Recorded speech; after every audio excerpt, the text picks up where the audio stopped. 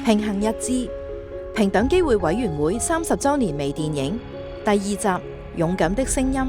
平機會辦公室，希彤拎住杯咖啡，拎手機睇，突發消息 ：AB 公司捲入性騷擾疑雲，引發公眾關注。佢皺住眉行返位，見女同事經過。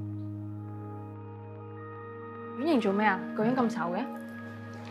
啱啱 AB 公司懷疑性騷擾事件嘅事主向我哋遞交咗查詢表格，佢話想向平機會提出性騷擾投訴，但係好擔心咁做會影響佢日後嘅事業，又驚俾其他同事知道，似乎未係好知自己想點。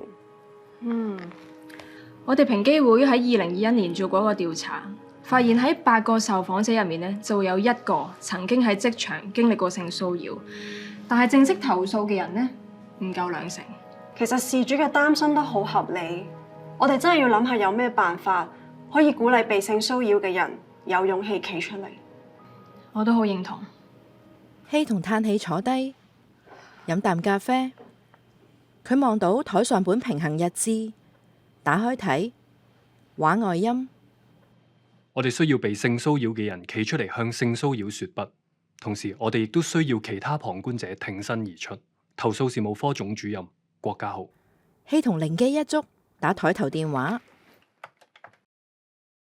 喂，婉瑩啊，你可以試下揾總主任家豪 Sir 傾下，我諗佢可以俾到啲意見同埋啟發你。佢收線，鬆口氣，畫外音。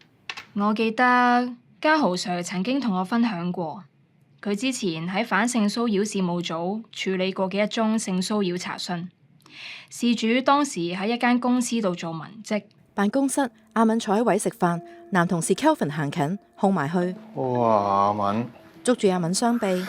今日你套衫好 fit 你身材喎，如果日日都着俾我睇就好啦。阿敏想縮開。不如今晚放工飲杯嘢啊？唔使啦，我約咗人啦。Kelvin 雙手搭佢膊頭。今晚唔得，聽晚都得啩？男同事阿勁。Kelvin，好似有電話揾你喎。Kelvin 鬆手。lunch time 都咁煩嘅，一陣再揾你。轉身離開。阿敏皺眉，同阿勁對望，互相輕輕點頭。阿敏打開平機會反性騷擾資訊平台嘅網頁，喺我需要幫助按鈕下揀查詢，將反性騷擾熱線21062222抄落紙仔。佢眉頭緊鎖，呼口氣，拎住紙仔去到辦公室角落打電話。平機會辦公室，家豪接電話。你好，呢度係平機會反性騷擾事務組，我係今日當值嘅主任，我姓郭，可以點樣稱呼你？另一邊阿敏。我姓周㗎，我想問，遇到性騷擾應該點處理啊？周小姐，介唔介意話俾我聽發生咩事？睇我呢邊可以點樣幫到你？我個同事不停對我有身體接觸，仲成日喺公司講我啲身材喎，仲話我應該日日要着某啲衫俾佢睇。我已經好明確咁拒絕咗佢好幾次㗎啦，但係佢依然成日不停咁約我放工之後要單獨約會。周小姐，多謝你話俾我聽你嘅遭遇。根據性別歧視條例，性騷擾係指一個人向另一個人做出一啲唔受歡迎而涉及性嘅行為，而一個合理嘅人喺顧及所有嘅情況之後，會預期呢啲行為會令到人哋感到被冒犯、侮辱或者威嚇。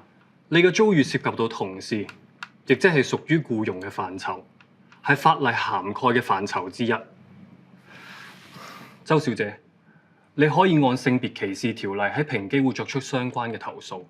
平機會嘅投訴途徑有網上表格、信件、傳真，或者你可以親自去到平機會嘅辦事處遞交投訴表格。明白，但我仲有好多顧慮啊！我聽日可唔可以上去你哋 office 度傾下？平機會，阿敏家豪對坐。平時個個都話 Kelvin 係好好先生嚟㗎。如果我咁樣同上頭講，肯定冇人信我啦。我又唔知同邊個投訴喎。我都好明白你嘅憂慮，放心，我哋會盡力協助你。不如我哋一齊睇翻呢件事嘅一啲細節啦。你啱啱講到其中有一次係喺晏晝嘅時間，係喺辦公室你坐喺度食飯嘅時候發生。有冇其他同事在場？阿敏低頭努力回想。啊！我記得嗰日係我個同事阿景叫 Kelvin 聽電話㗎，佢應該一直喺嗰度都見到㗎。如果你決定提出投訴嘅話，可以包括埋呢一個細節。另外，如果有同事喺現場有記錄低成個事發經過嘅話，可以一齊交埋俾我哋。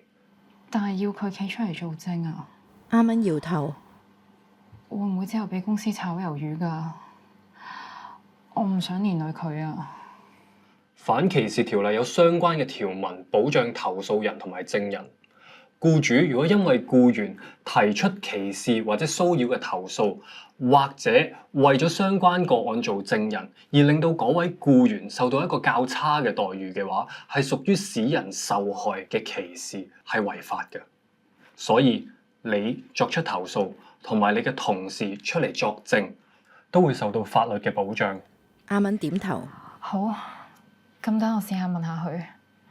唔該晒你啊！走廊，阿敏打電話，話外音。周小姐鼓起勇氣打電話俾佢同事，最後喺佢同事支持下向平機會提出投訴。Kelvin 好嬲講電話。平機會進行調查之後，嘗試進行調停，但係唔成功。答辯人拒絕承認有任何不當行為，堅持話係一場誤會。平機會，阿敏見律師。周小姐於是向平機會申請法律協助。經過法律及投訴專責小組審核之後，平機會決定提供法律協助，認為案件可以加強公眾對職場性騷擾嘅意識。阿敏三人行去法院。喺提供法律協助嘅過程中，法律服務科嘅律師一直協助申索人處理案件，並喺審訊嘅時候作為訴訟律師代表。申索人嘅同事亦都喺庭上作證。最後，申索人獲判勝訴，並獲得感情損害賠償同答辯人嘅道歉信。而法庭亦提醒申索人嘅公司必須重新審視內部反性騷擾嘅政策，制定有效嘅舉報機制。平機會會議室，希同收拾文件。婉瑩入嚟坐低。啱啱開完會。係啊，你揾我有事？我之前揾咗家豪 Sir， 亦都有同反性騷擾事務組嘅同事分享過佢嘅意見。咁 AB 公司懷疑性騷擾事件嘅受屈人仲有冇揾我哋啊？事務組嘅同事話有再收到佢電話，知道當時有其他人幫手制止。